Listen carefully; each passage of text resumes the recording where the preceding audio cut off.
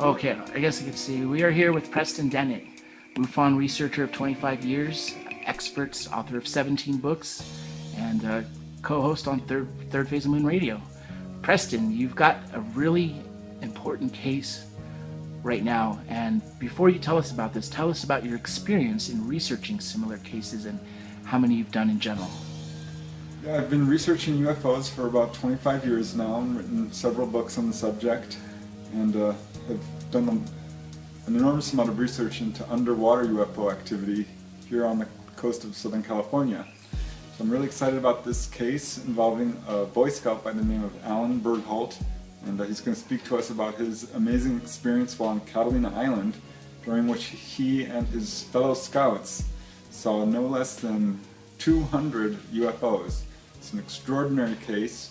There's multiple witnesses, there's electromagnetic effects, and it went on for 2 hours, and it's really quite astonishing. He's seen apparently 5 or 10 different types of craft, and saw these craft moving in right angles, moving in ways that planes cannot move, and most importantly, moving in and out of the water. So it's an extraordinary case, and I'm really excited about speaking with him. Say your name one more time, it didn't start talking. Richard Bergholt. And you are? Shani Bergholt. And you are both the parents of Alan. Yes, Alan's our son.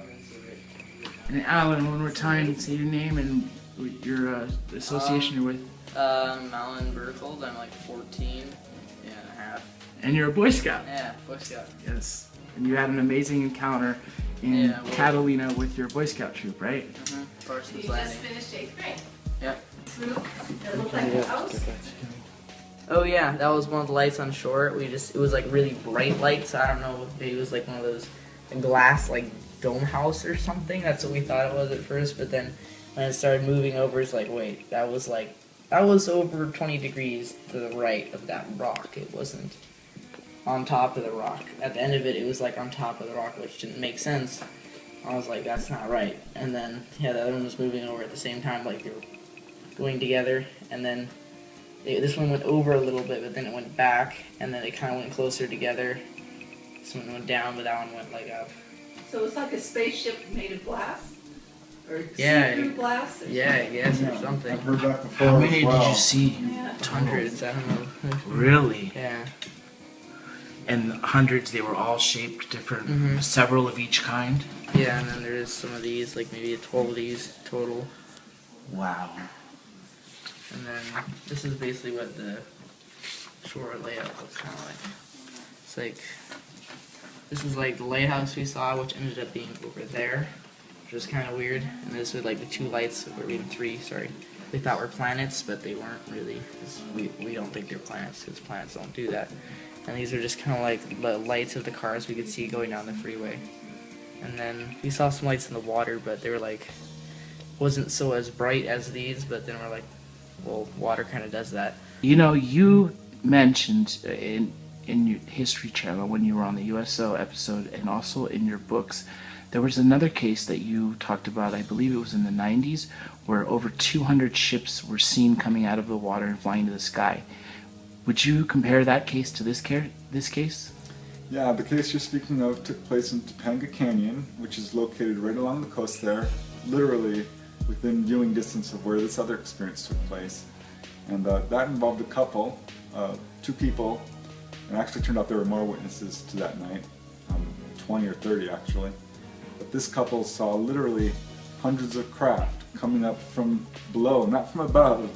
So yeah, this has got a lot of similarities to the Alan's case, and it sounds like whatever's going on in the Santa Catalina Channel, it's holding hundreds of UFOs. It must be a parking lot of UFOs down there, or a base, I'm not sure. But this is not the only case in this area involving hundreds of UFOs. There are multiple cases now. And this one started it off by like getting really, really bright. This is like the brightest object we saw. Right. That one right there, it just kind of went whoosh, and just like, it was like a perfect pillar you could see going straight down through the water of light that was reflecting off the water. It was like really intensely bright. Brighter than like the full moon, kind of? Yeah, it was like a sun almost. Wow. It was like whoosh, but it took like 15 seconds to do that. It wasn't just like boom, and that was it. It wasn't like, I don't know, like a missile shot up there and exploded or something. And it was there for hours beforehand, you know, it was like, we thought it was like a moon at first before it did that. And that's kind of basically what they look like, kind of thing, every time before they flashed, but then when they didn't, when they kind of dimmed down again, you could kind of see a little bit of a shape of like the Ivana kind of thing. So every minute or so they would flash up and release an object and Yeah, like one of this these. went on.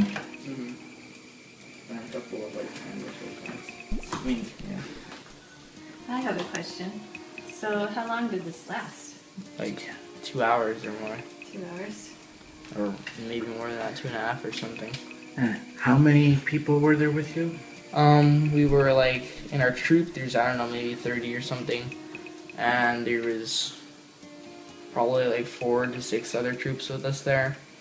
And there was the staff that they say they saw something, but I didn't know their names because they weren't they weren't the rangers for my group or anything.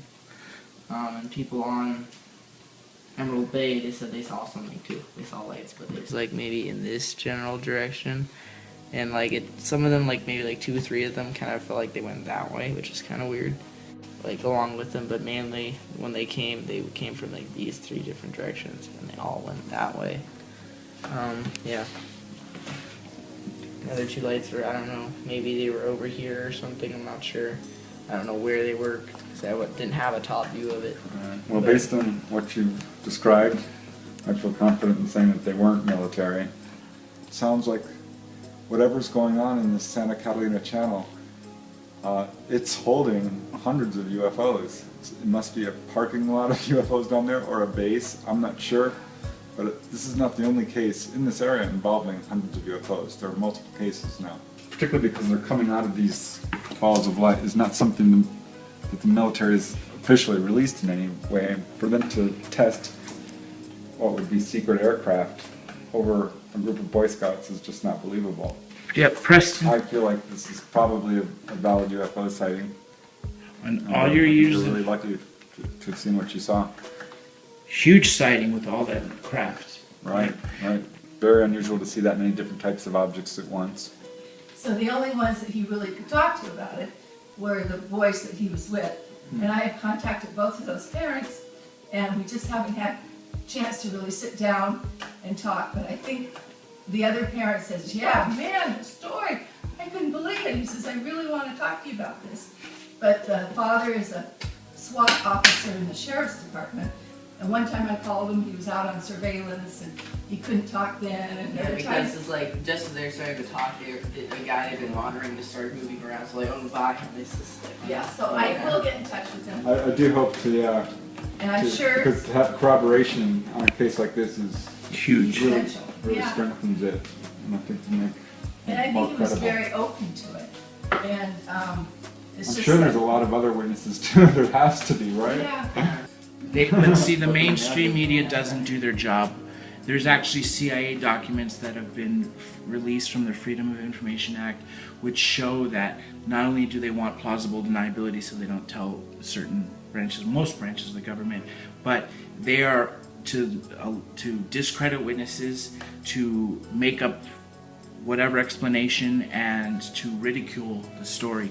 Now, you are an expert on USOs. You've appeared on History Channel, other channels, on specials of USOs under unidentified submerged objects, which, as you have said, are basically UFOs that are flying in water using the same craft.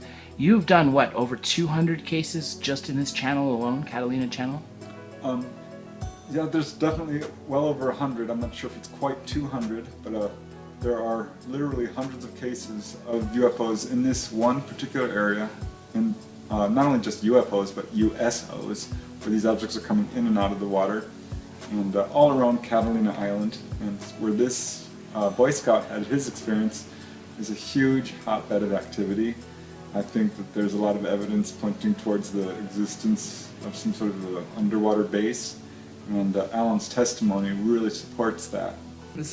They kind of slowed down a little bit and went back, and then they just kind of went like, oh, well. Do you believe these were controlled intelligently? Well, yeah, I mean, it's like, it looks like it's made out of an object, it's like in the air, and So these were not it's just floating. It wasn't lights. just like, it just wasn't like a ferry or something.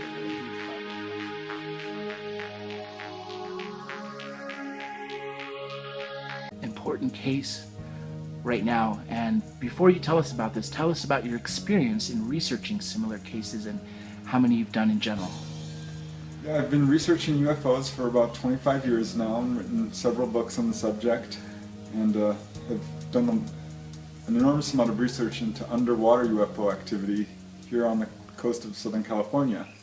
So I'm really excited about this case involving a Boy Scout by the name of Alan Bergholt, and he's going to speak to us about his amazing experience while on Catalina Island, during which he and his fellow scouts saw no less than 200 UFOs. It's an extraordinary case.